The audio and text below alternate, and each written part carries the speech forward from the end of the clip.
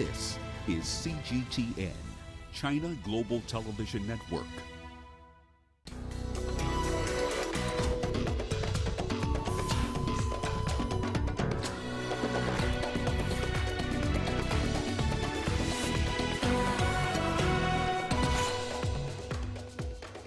U.S. Senate Majority Leader says a Trump impeachment is the most rushed and most unfair in modern history.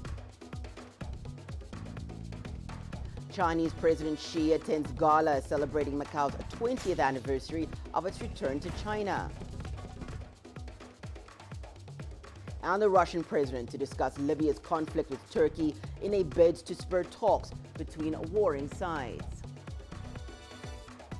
Hello and welcome. You're watching Africa Live. We're coming to you live from Nairobi. I'm Hannah Viviers, and here with your business news is Uche.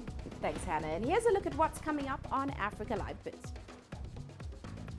China announces the second set of goods from the United States to be excluded from additional tariffs. And how about a ride in a vintage car? We'll take you on one. Of course, all that coming up within the program. For now, back to you, Hannah. Thank you so much, Uche. We'll see you in a bit. Well, our top story, Chinese President Xi Jinping and his wife Peng Liyuan attended a gala in Macau tonight, celebrating 20 years since the city's return to China. Macau, which was ruled by Portugal for over 400 years, is a diverse city with a flourishing regional and community culture. The gala's director says all the performers are from different communities. The eldest is 79 years old and the youngest only 4. A night of entertainment and cultural enrichment, but most of all patriotism. A gala celebrating Macau's 20th anniversary of its return to China dazzled audiences Thursday night in Macau. Chinese President Xi Jinping joined performers from all walks of life. They're ushering the special administrative region into what many hope will be another strong 20 years for Macau and the Chinese mainland. CGTN reporter Wu Gershu takes us there.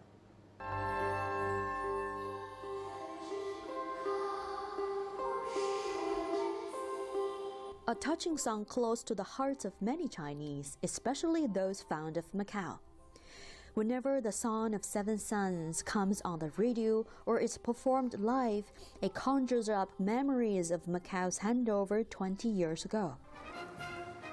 On the eve of that very anniversary, people hear it at this special gala inside the Macau East Asian Games Dome, the largest indoor sports facility in the city. The gala's performers are Macau residents from all walks of life, 26 social groups. The youngest is 4 years old, the senior-most, 79. This time, a new element has been integrated into the Song of the Seven Suns. That's Peking opera. This was the first version of its kind. That shows the combination of traditional Chinese culture and Macau's regional culture. Taking the stage are everyone from a young pilot to kung fu masters to disabled seniors and so on.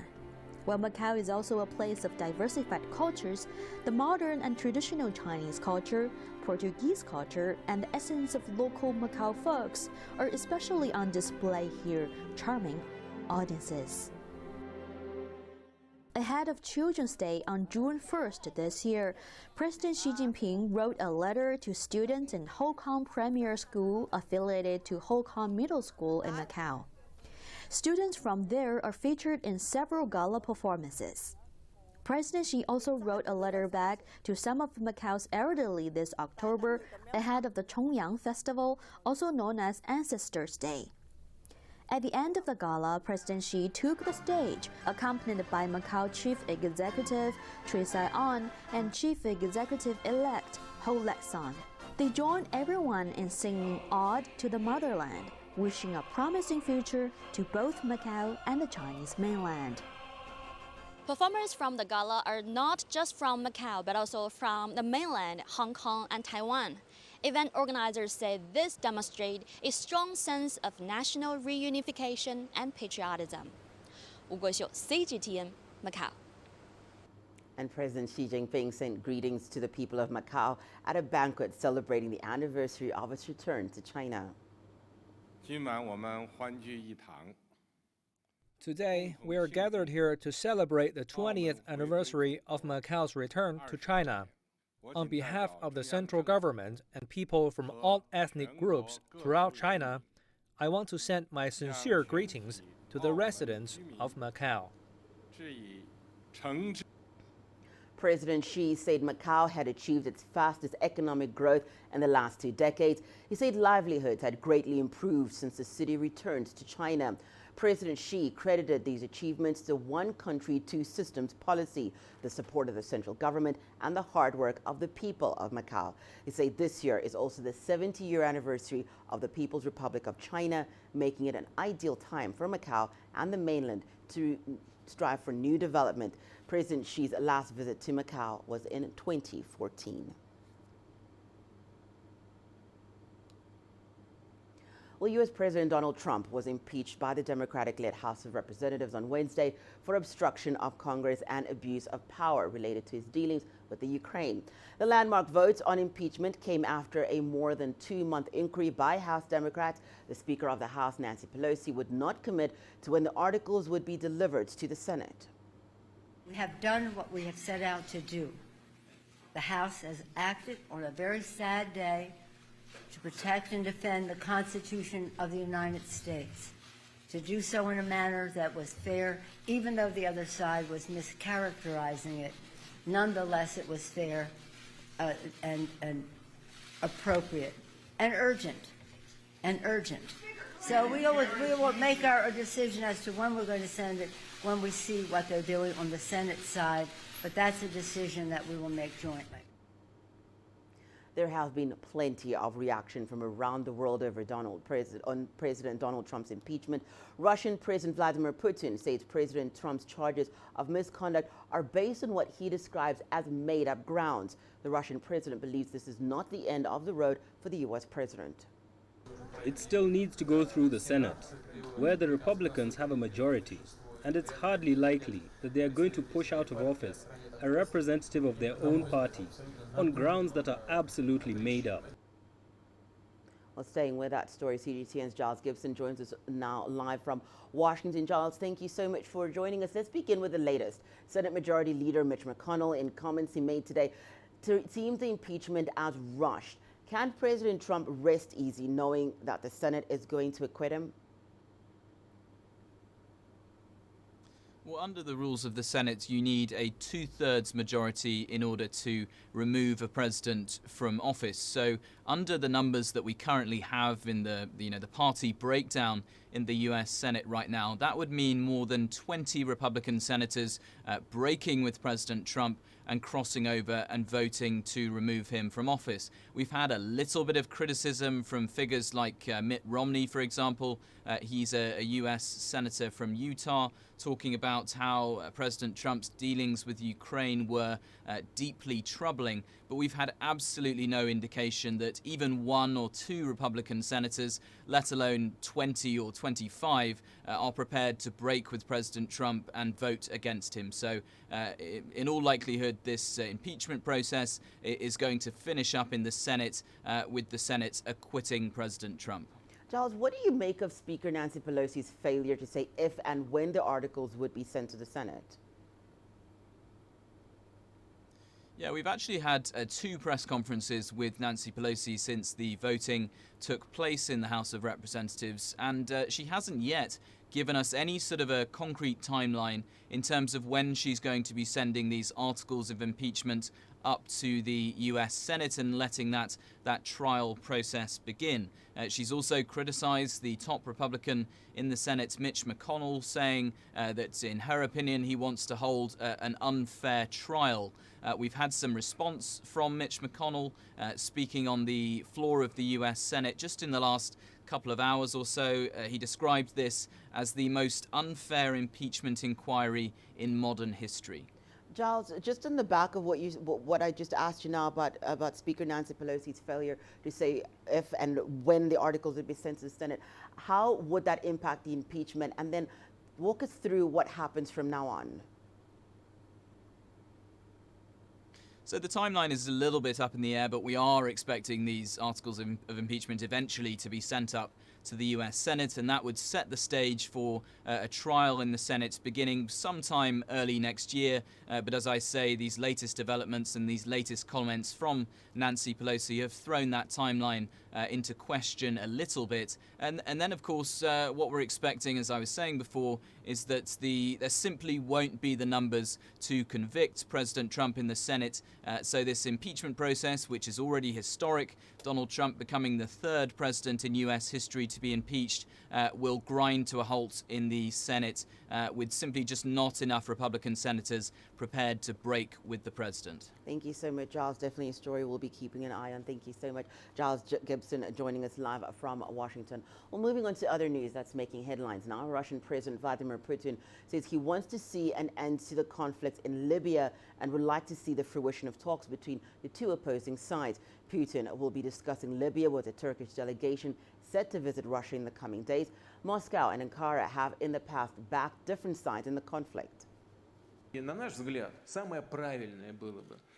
our opinion, the best solution would be to find a compromise between the two sides of the conflict which allows them to stop fighting and agree on who, how, and under what authority they will govern the country. Libya, I believe, is interested in it.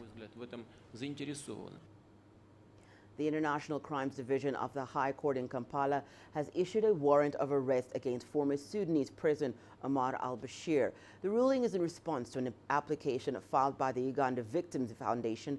The civil society organization sought Bashir's arrest when he visited Uganda back in November 2017. CGTN's Michael Baleke has that report.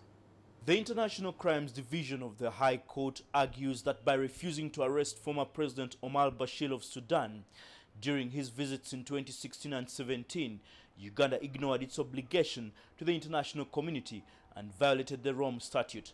The presiding judge, Henry Peter Adonyo, ordered that the country's leadership to implement the ICC warrant against the former Sudanese leader, saying that authorities should arrest him if he ever sets foot on Ugandan soil.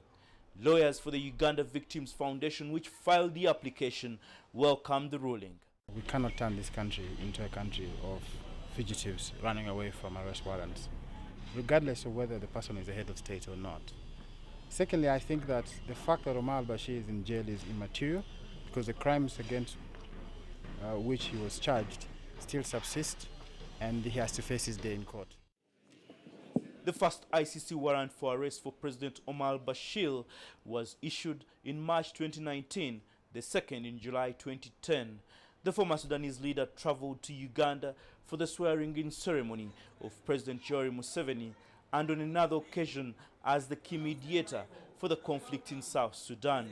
Authorities in Uganda argue that his presence in the country was justified by the importance of that mediation, an explanation the civil society organization rejects. We cannot excuse crimes because somebody is doing good now. The substratum or the original crime still exists. And so regardless of why he was in Uganda, it does not in any way absolve him of obligations for the crimes he committed or allegedly committed in the Sudan, namely in Darfur.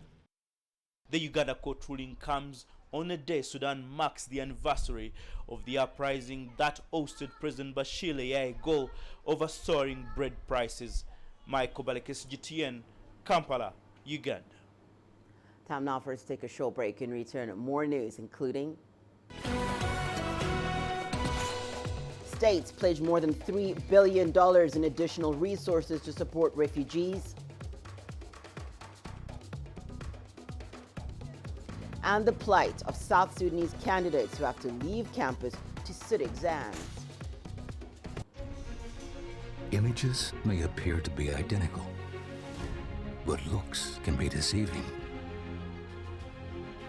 The difference is not always obvious. It has to be discovered. There are always different sides to a story. We put the focus on the details. To see more, to understand better. CGTN. See the difference.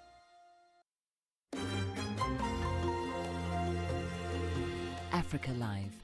Find your voice.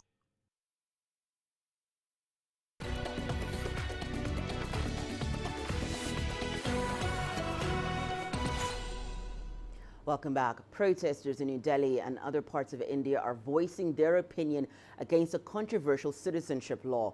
They were denied permission to protest, but in an act of civil disobedience, many of them turned up. Ishan Garg has more from New Delhi. Just moments ago, a number of protesters who had gathered here to protest against the Citizenship Amendment Act, which has been passed by the Indian Parliament just a few days ago. They were gathered here protesting against the new law, and they have been taken away in buses, which was just filled right behind me. This is quite an iconic location in New Delhi. This is the Lal Killa, quite an iconic place in the city of New Delhi. The protesters were not granted permission to protest here in the first place. There has been a heavy deployment of police. As you can see right behind me, the central government has also deployed the reserve forces, who are kind of the specialists in handling situations like these where things can get out of hand very easily. The protesters who were gathered here, they have now been taken to a different location, which is quite unclear where they are, what's their status at this moment. But the important bit is that there was a lot of chatter on the internet online that the protesters were going to defy the curfew, they were going to defy the orders, that they were not allowed to protest here. They turned up nevertheless, protesting for what they believe is wrong. They are protesting against the very idea that the Citizenship Amendment Act, which has now become a law, is discriminatory in nature. They are saying that the bill is a violation of the secular democratic fabrics of the Indian society. They have made all kinds of claims that the bill is partisan in nature, it's communal in nature, but the central government has time and again said that the bill is a humanitarian act. It's a bill that will try to bring the persecuted minorities from the neighboring countries into the fold of the Indian society. Ishan Garg, CGTN, New Delhi. At the close of the first Global Refugee Forum in Geneva, states pledged more than $3 billion in additional resources to support refugees. 50,000 new resettlements and other legal pathways for refugees to remain in host countries were also promised. Filippo Grandi, the UN High Commissioner for Refugees, said the forum had broadened responsibility sharing for the world's 25.9 million refugees. States also pledge at least $3 billion in additional resources. So in addition to the World Bank and other pledges, $3 billion. And the private sector pledged $250 million by itself. So there are many pledges. I don't want to give you a total because it's difficult to add up these different type of contributions, but everything will be online and everything will be quickly analyzed, and especially everything will be quickly monitored.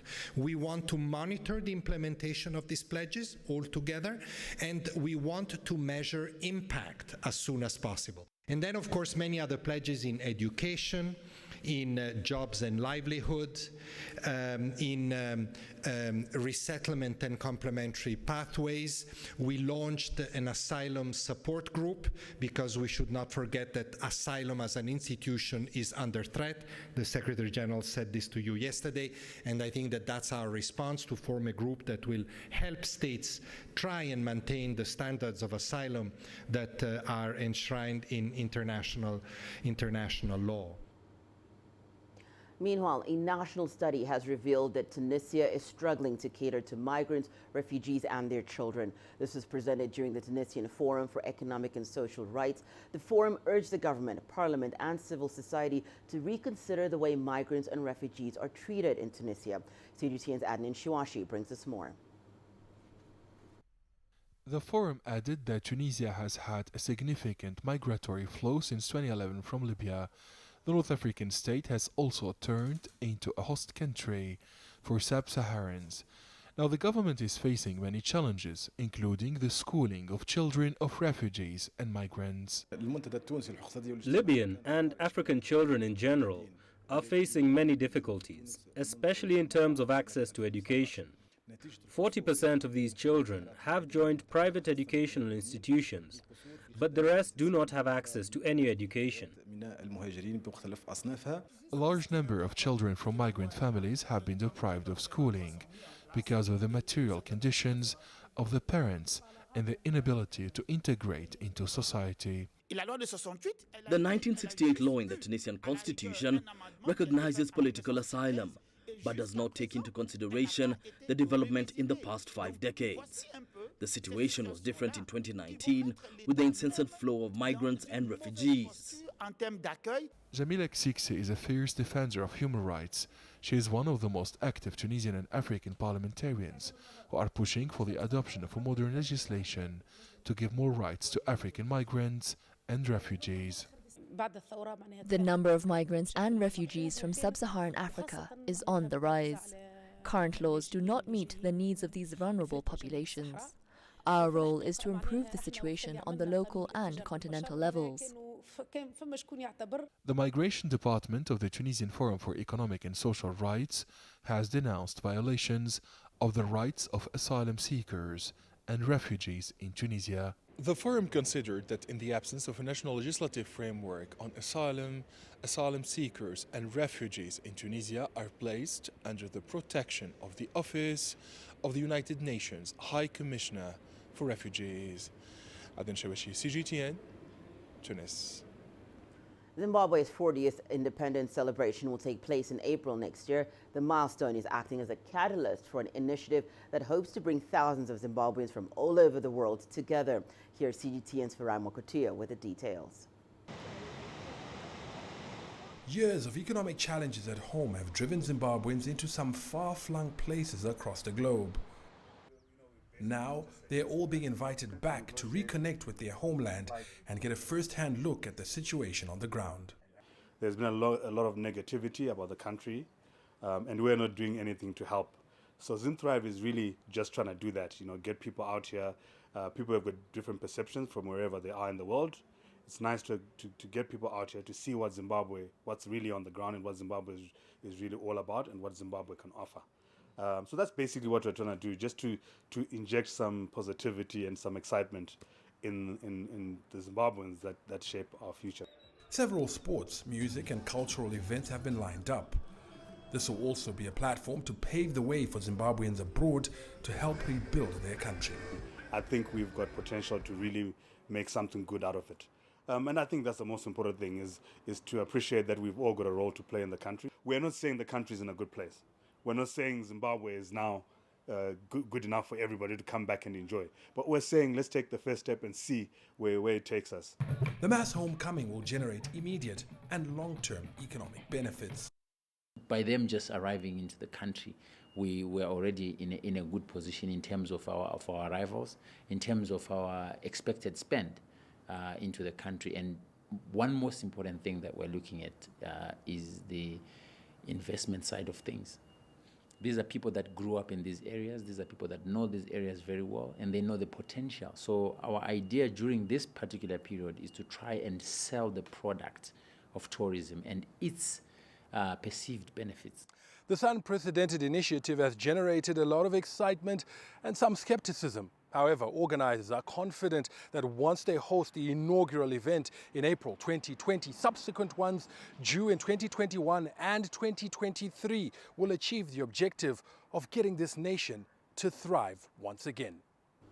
Farai Mokotia, CGTN, Harare, Zimbabwe.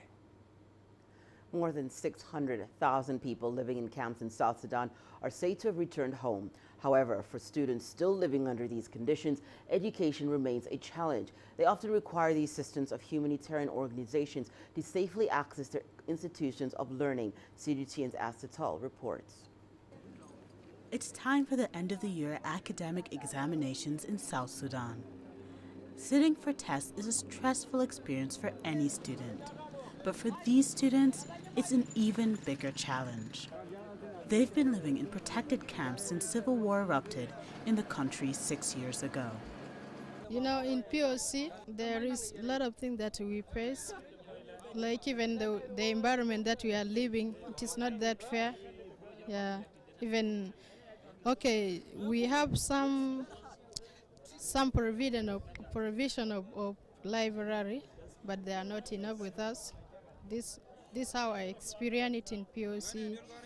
Maybe out, that could be good, maybe it could be cooled, but in POC it is too hot because we are living in those camps.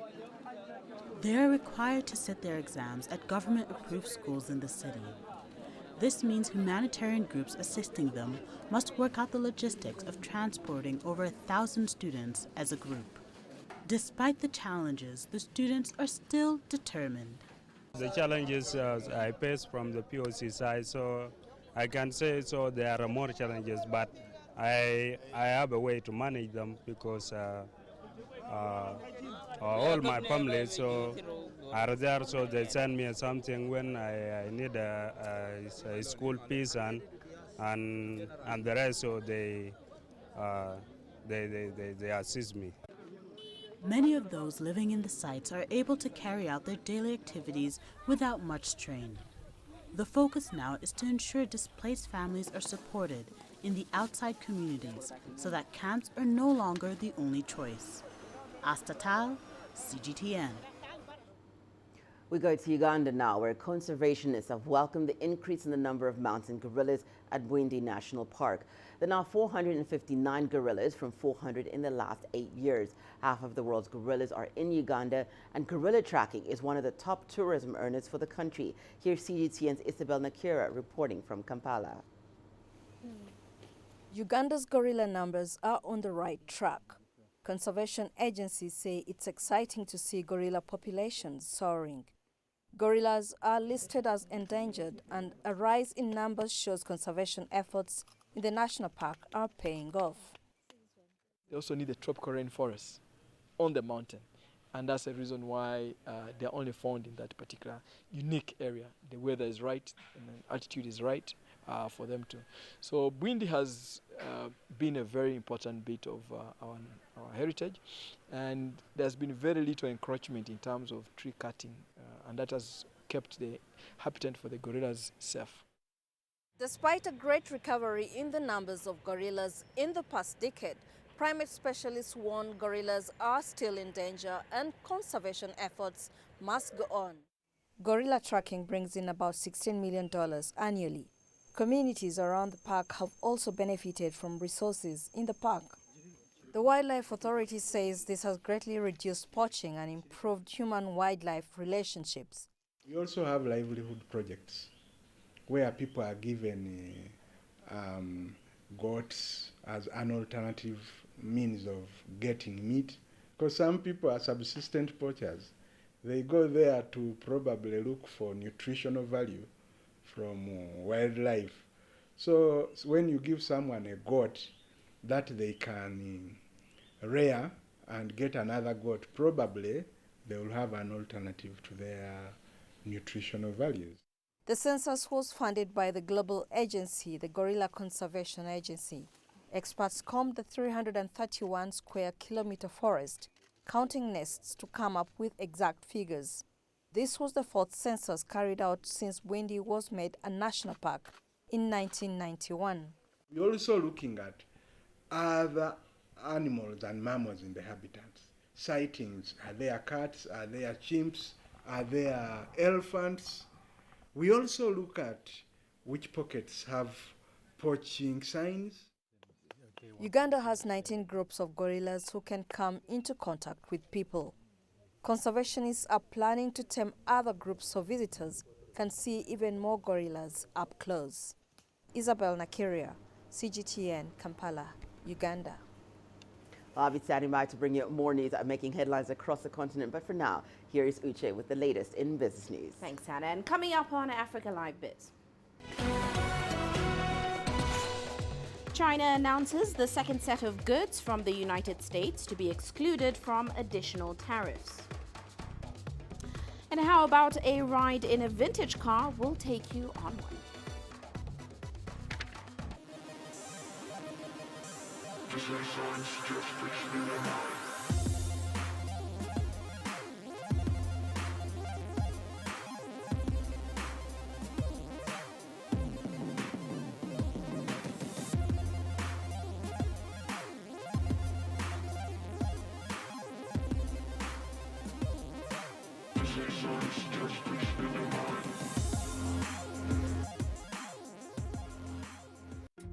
Africa is the nexus of enterprise, and global business will tell you why it matters. From the mega investment projects to multi-billion-dollar mergers and acquisitions. Africa today collects, just in terms of revenues from taxes alone, $545 billion a year. If you take 10% of that and be devoted to the energy sector. Problem solved. All this on Global Business, weekdays at this time on CGTN.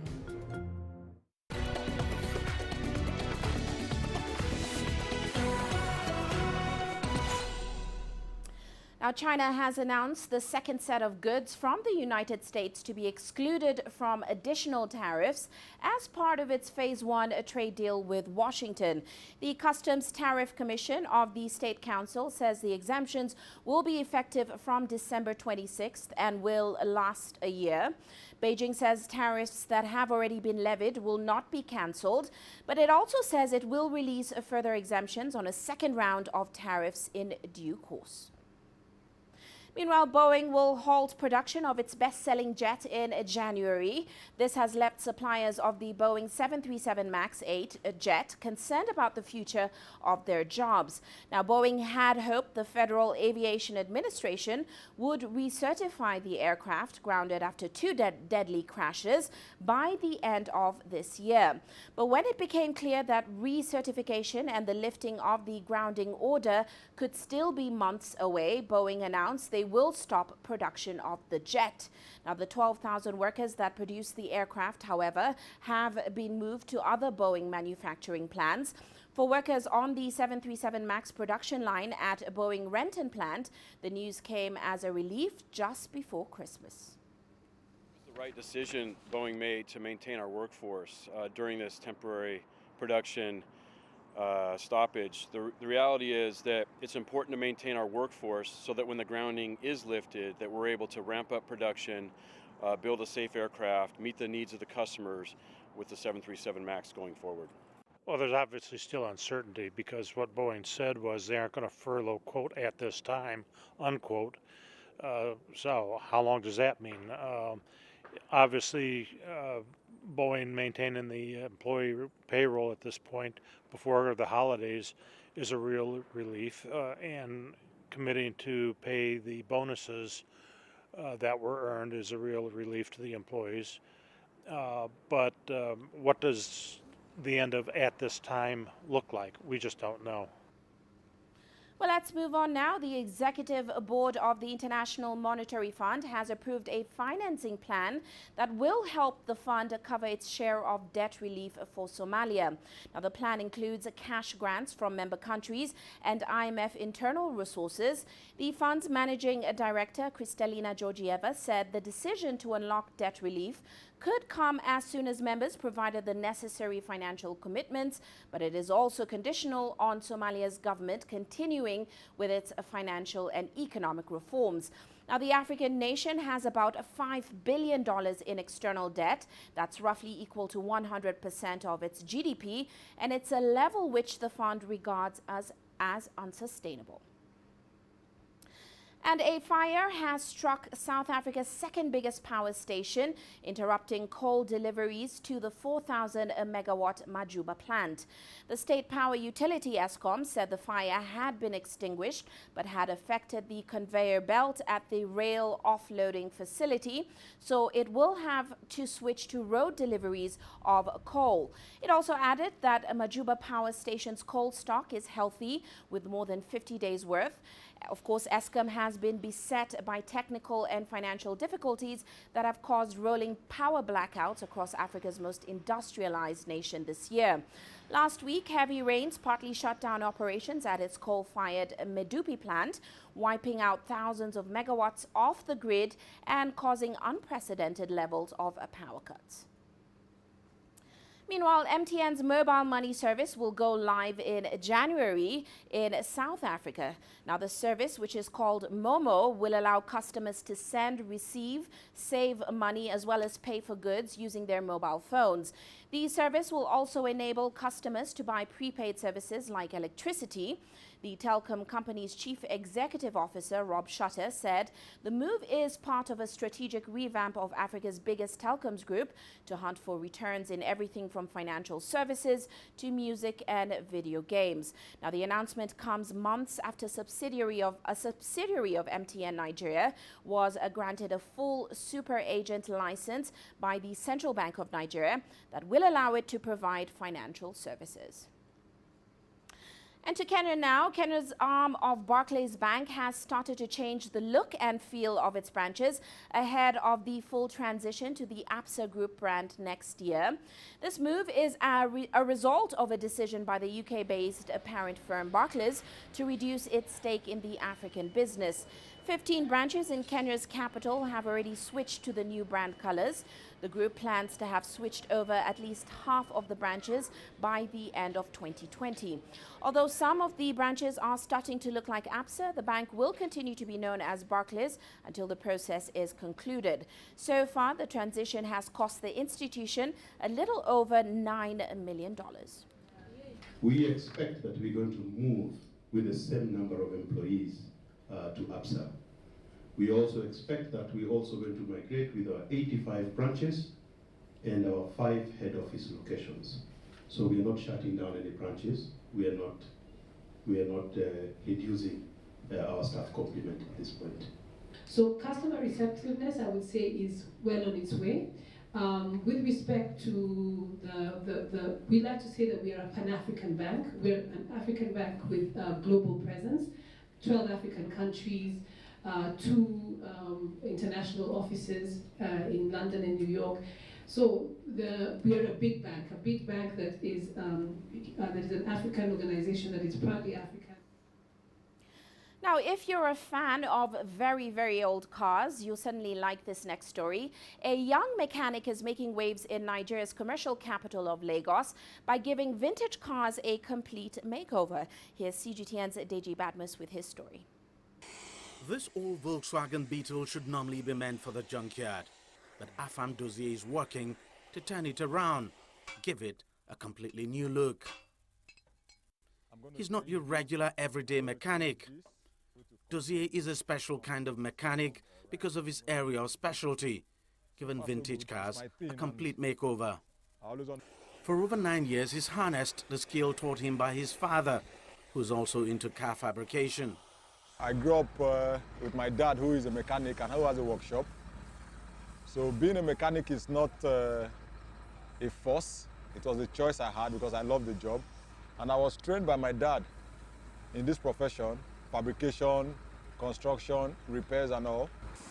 Determined to carve a niche for himself, he chose to go fully into vintage car makeover rather than just being a usual mechanic. That decision led him to make some stern choices, including traveling as far as his quest to perfect the skill could take him. Being in the university and not learning particularly what I wanted, I had to drop out.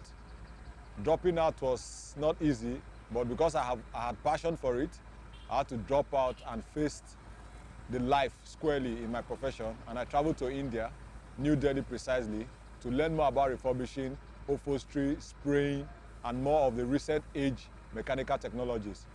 Afam literally works magic on any vintage car he gets hold of. So it's not surprising that in just 3 years, he's revamped 16 vintage cars and sold about 6. I'm not based in a particular model of car or a brand. As long as it falls in between the 70s, 60s and below, I'm good to go. Once the engine is movable, the body is not a problem because that's where I want to do more work, like to get it look differently from what it used to be. Here's one of the vintage cars he's just revamped. It's a 1960 Volkswagen Beetle, all completely transformed and given a new look. And anytime Dozier hits the road like this, he draws attention to himself. And that is, in fact, a good marketing strategy. Drive sometimes, even people who own more recent cars, stop by to see what my own is looking like. And most of the videos, Nollywood videos, the musical videos, some still photos, they come to rent the car, and I'm making some good money out of it. The challenges that come with this business are equally unique. Over time, Dozier has found a way to resolve these problems as they arise. Sourcing the parts are not easy. Then sometimes when I don't get the exact part of what it should be, I improvise. So I can get a carburetor from a Nissan to work with a Golf. All I need to do is just to change the plate of the manifold, then get it work. About 11 young people from across Africa are learning about car makeover in Dozier's workshop. With a growing customer base for his unique cars, it's a no-brainer that his business will certainly grow.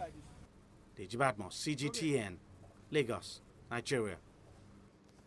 Well, that's all for now on Africa Live Biz. But coming up later on Global Business Africa, we'll stay with the Somalia story, where the International Monetary Fund has approved the financing plan, which is aimed at providing some debt relief for the country. We'll delve into the details and, of course, all that coming up top of the hour. For now, back to you. Thank you so much. We're looking forward to that, and we'll see you in a bit. For now, let's take a short break when we return. Artists in Ghana celebrate the year of return with an exhibition. The greatest journeys, the greatest sights, the greatest adventures. Here in Panata, this weir allows the locals to walk on water. We're far more than just TV news. We're your passport to the wonders of Africa. To bring you stories of struggle, survival and hope.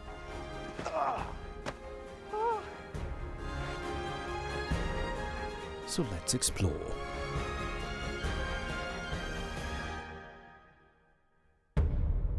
CGTN.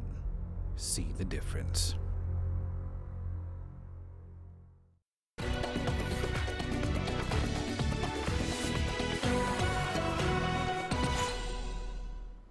Welcome back to Ghana now, where artists are celebrating the country's year of return with an exhibition. It aims to encourage Africans from the diaspora to return home. The year of return is part of Ghana's commemoration of the transatlantic slave trade. CGTN's Nabil Ahmed Rafai reports from Accra. Ghanaian artist Nana Opoku is at the Year of Return art exhibition in Accra, showcasing his artworks. He hopes to connect with Africans from the diaspora through his pieces. Life is more limitless than we make it seem. We try to box things and categorize things, and these people are this way and that way. My work is sort of looking at or exploring ways to break those illusions. This art exhibition themed Diaspora, from local to foreign, is part of Ghana's Year of Return event, which marks 400 years since the first Africans were shipped off the coast of Ghana to Jamestown, Virginia, in the USA. 5 artists are taking part in the exhibition. I believe life is not perfect, so I don't see why I should draw perfect forms. That's why even with the images, you can see they're not proportional. Yeah. And also, I want these images to become metaphors of people's sentiment, because people are going through a lot. The exhibition is to last throughout this month, targeting people from the diaspora visiting Ghana. Ghana's Year of Return has so far brought over 200,000 people from the diaspora to Ghana since January. Through this art exhibition, artists here hope to unite Africans. Organizers of the exhibition want to use this platform to also project Ghanaian artists. What you hear about African art when you are away and what you discover when you're on the ground is totally different. So there's a need for us who have African roots to know about our African history, about our, even not only history, what's happening today. For me, it's paramount that as Africans, as people in the diaspora, we come together if we're ever going to make the kind of progress that our Pan-African leaders and forefathers have kind of set out to do. Nana Opoku and the other artists here say they are not only hoping to project their works to a wide audience, but also want to use art as a tool to tell the history of Ghana. They believe through art, the message of encouraging Africans to return to their roots can best be told. Nabil Ahmed Rufai, CGTN, Accra, Ghana. Your sports news is coming up after the break. Here's a highlight. The first ever Savate boxing final in Africa attracts fighters from 8 nations in Dakar, Senegal.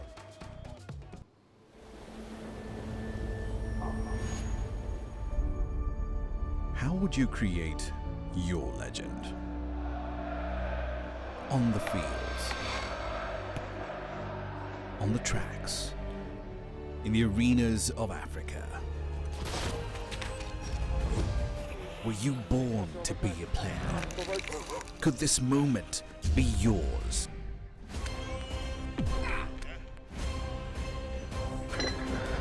Sports Scene. Find your game.